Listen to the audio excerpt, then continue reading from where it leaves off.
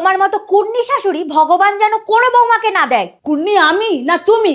সেই জন্য শাশুড়িকে মা ভাবতে পারোনি কোনোদিনও। মা হওয়ার যোগ্যতা আছে তোমার? তাহলে তোমার মাকে গিয়ে জিজ্ঞাসা করো তার মা হবার যোগ্যতা আছে কিনা। আপনার এত বড় সাহস, আপনি আমার মা তুলে কথা বললেন? এটা স্বপ্ন ছিল, তাতেই আমি ঘেমে গেছি। এটা যদি বাস্তবে হয়। বাবু, এদিকে একবার আয় তো। পবিত্র, একবার আমার কাছে এসো, কথা আছে। স্বপ্নটা কি এবার সত্যি হয়ে যাবে? বাবু, হ্যাঁ মা, আসছি।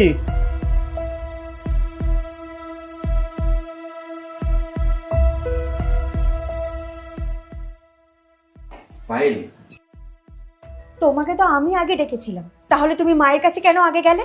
আমার থেকে তোমার মা আগে তোমার কাছে, তাই তো? এতে আগে পরের কি আছে? তোমরা দুজনেই আমার চোখের সমান। বলো কি জন্য ডাকছিলে? তোমাকে যার জরুরি দরকার ছিল তার কথা তো শুনে নিয়েছো, যাও এবার অফিসে চলে যাও। আরে তুমি রাগ করছো কেন? তুমি তো জানো আমি তোমাকে সব থেকে বেশি গুরুত্ব দিই, আর ওটা তো শুধু মাকে দেখানোর জন্য ছিল। বাবু, তুই অফিস কখন যাবি? তোর দেরি হয়ে যাচ্ছে না? হ্যাঁ মা, এই তো যাবো।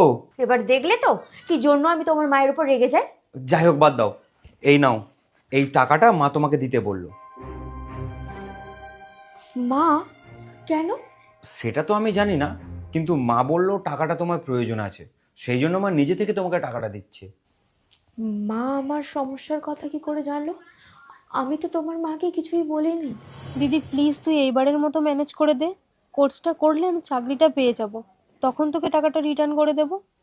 তুই তো জানিস বিয়ের সময় এই বাড়িতে আমি খালি হাতে এসেছি, তারপরে ওদেরকে কি করে বলবো বলতো যে আমার বাপের বাড়িতে টাকার প্রয়োজন আছে? ওরা কি ভাববে বলতো?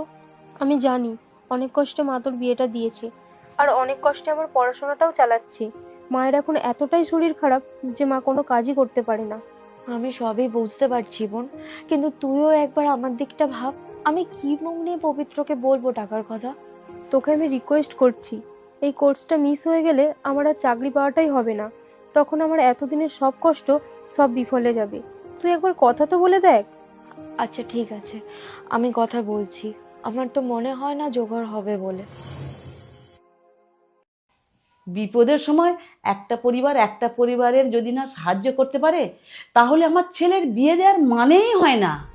সেটা হতে পারে তোমার বাপের বাড়ি, কিন্তু সেটা তো আমাদেরই একটা অংশ, তাই না? মা, আমি আপনাকে কি বলে ধন্যবাদ জানাবো আমি বুঝতে পারছি না।